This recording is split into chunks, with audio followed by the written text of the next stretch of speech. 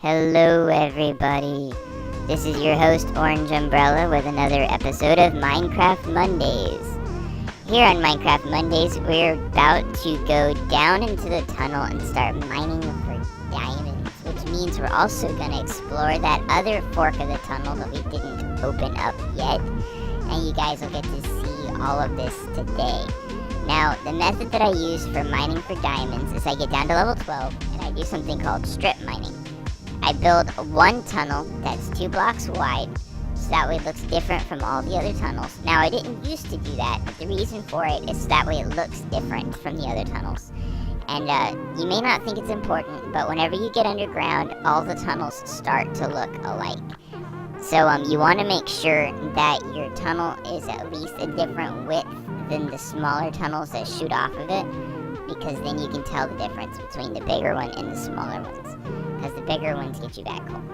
And if you're the kind of person who wants to build a whole maze of tunnels while you're looking for diamonds, then make sure that you start out with a really big tunnel, and then smaller offshoots, and then a smaller tunnel to connect the offshoots with even more offshoots, because if you follow it like this and you're like, well, I'm in a 3 block wide tunnel, and no, I had 3 tunnels, that means that I only have to find a 4 block wide tunnel before I can get home. And there's nothing worse than getting lost in an endless maze of tunnels that you created, because you can't even complain about that. I mean, it's pretty much your own fault.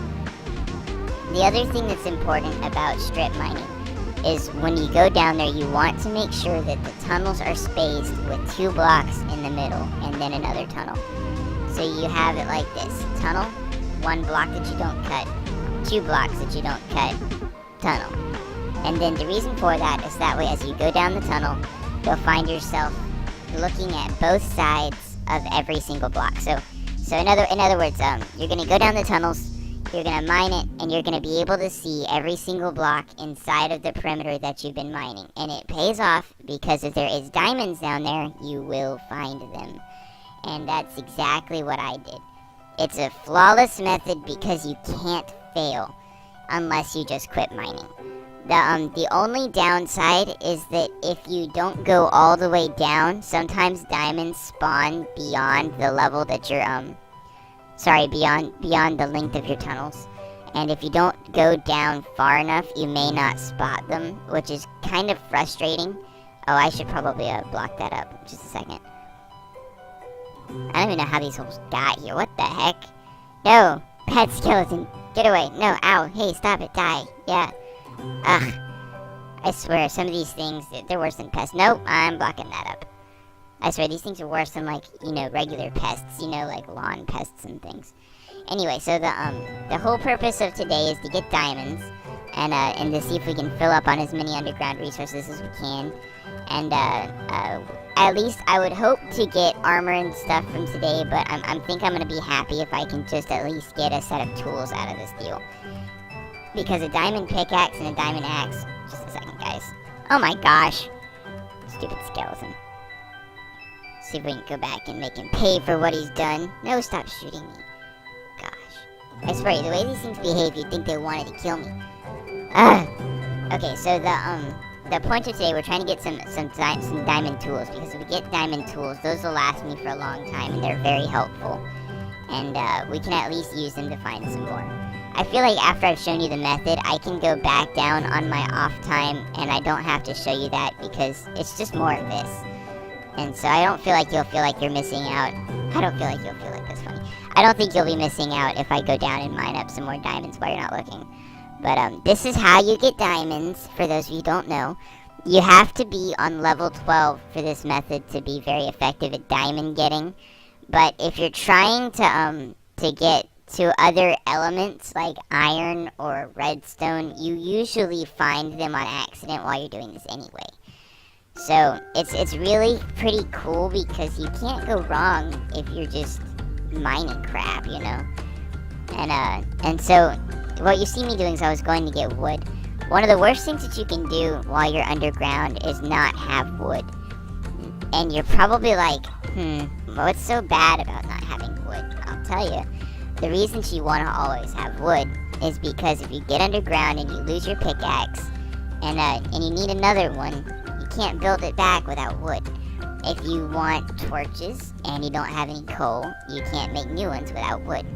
If you need a crafting table, you can't build it without wood. If you need to burn something, you can't burn anything. Well, actually, you totally can. You can use coal instead of wood. I lied. But you get the idea. Wood's really important, especially underground.